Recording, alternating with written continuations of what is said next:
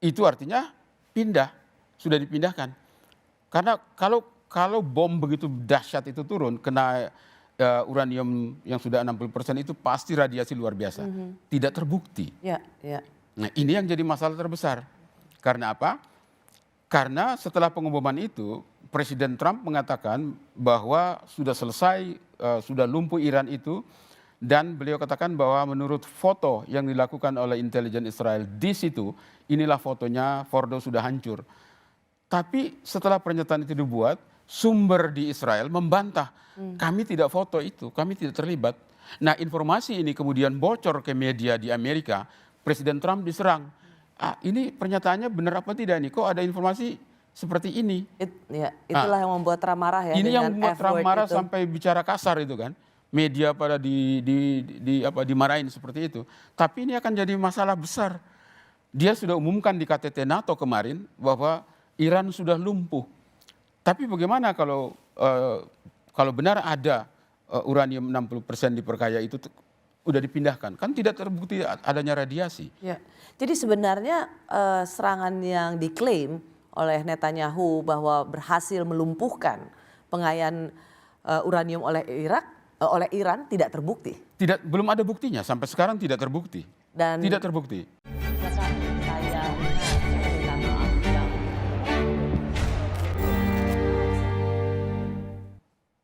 Terima kasih Anda masih di Rosi. Perang antara Israel dan Iran yang melibatkan Amerika Serikat tidak bisa dipandang sebelah mata karena dampaknya bisa kemana-mana termasuk Indonesia.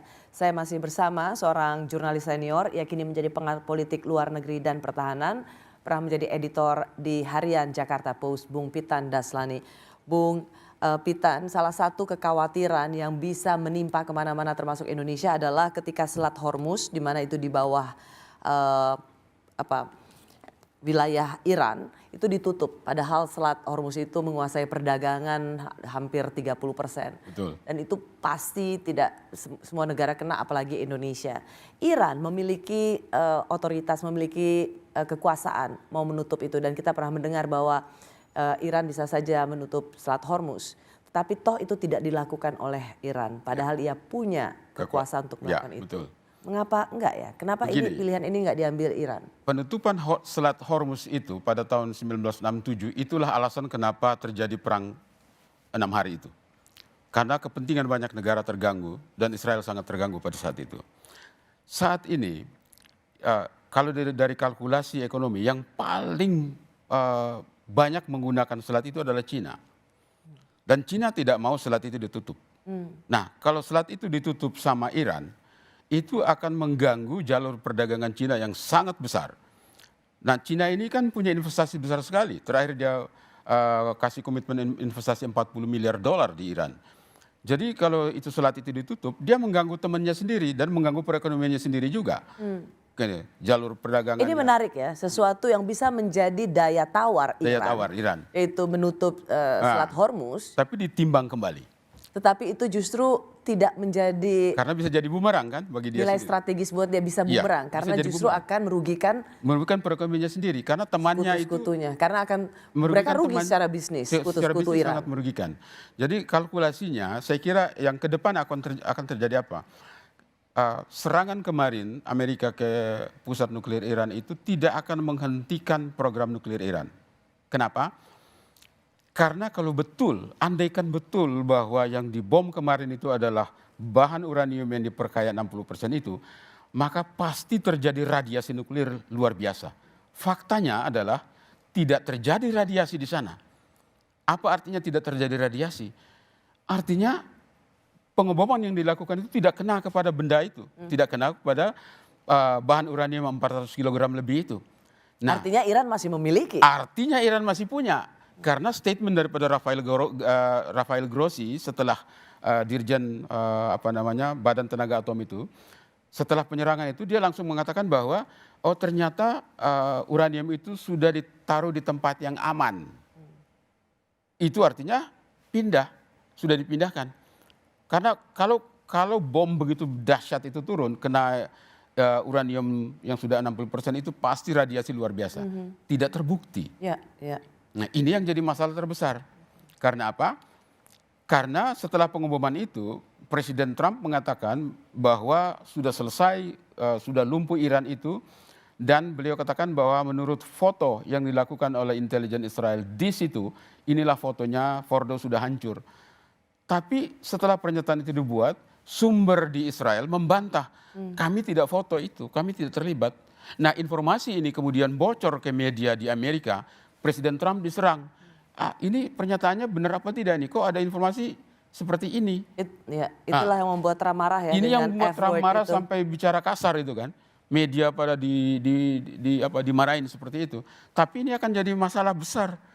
Dia sudah umumkan di KTT NATO kemarin bahwa Iran sudah lumpuh.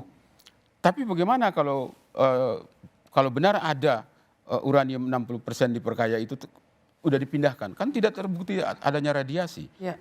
Jadi sebenarnya serangan yang diklaim oleh Netanyahu bahwa berhasil melumpuhkan pengayaan uranium oleh Iran tidak terbukti.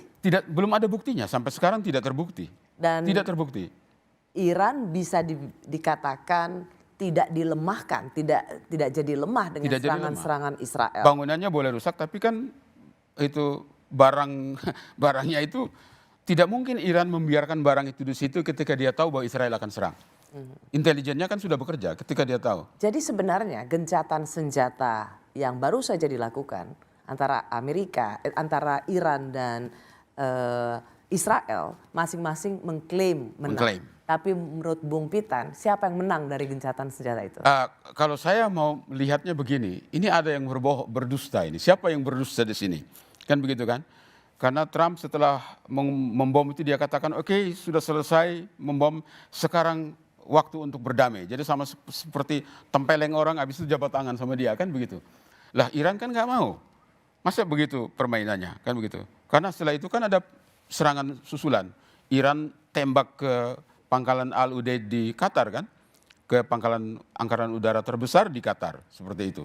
Yang direspon sebagai cuman slow. Iya, dia angkatan itu sebagai very weak response. Kan? Very weak response sebagai itu. Jadi sebenarnya ini permainan politik dan bisnis. Lebih daripada fisik adu kekuatan, ini politik dan bisnis ya. Karena di mana-mana perang itu bisnis. Di balik perang itu ada kalkulasi bisnis yang harus terjadi. Kan begitu. Bayangkan kalau tidak ada perang kan tidak ada senjata yang orang beli. Tidak ada pesawat tempur yang orang beli. Kalau begitu apa dampaknya untuk Indonesia? Begini, Indonesia tidak perlu heboh karena ini bukan perang kita. Ini perang orang lain. Buktinya mahasiswa-mahasiswa kita justru mau kembali lagi. Mbak Lani tadi tetap di Iran, nggak ada masalah. Bahkan yang lebih menarik adalah dia katakan orang Iran, masyarakat Iran tidak merasa sedang bermusuhan dengan masyarakat Israel. Mereka tidak ada masalah. Mereka tahu bahwa ini permusuhan antara dua rejim yang berkuasa, yang menugaskan angkatan bersenjatanya. Jadi ini bukan perang antara bangsa Yahudi dan bangsa Persia, bangsa Iran, nggak ada itu. Ini perang politik antara rejim dengan rejim. Nah Indonesia, kita untuk apa kita heboh pada bertengkar, beradu argumentasi, nggak ada gunanya, gitu. Karena ini bukan itu, ini permainan orang kok. Buktinya Cina, buktinya Rusia aja ingin mengambil manfaat ekonominya, tidak mau libatkan pasukannya di sana. Ya.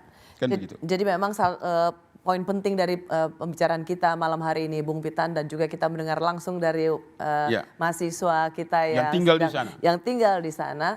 Bahwa mereka sendiri kalau kita satu nggak mau pulang, satu mau pulang demi menghormati orang tua. Demi menghormati orang tua. Tapi akan balik lagi dia. Dan mau balik lagi kan? Itu menunjukkan bahwa mereka sendiri merasa bahwa di sana masih tempat yang aman. Dan tidak ada kebencian. Tidak ada kebencian antara bangsa masyarakat Iran dan masyarakat Israel, Yahudi. Terima kasih Bung Pitan memberikan perspektifnya di Rosi. Terima kasih. Terima kasih juga bagi Anda yang telah menyaksikan program Rosi. Kita jumpa lagi Kamis depan di Kompas TV Independen Terpercaya. Selamat malam, sampai jumpa.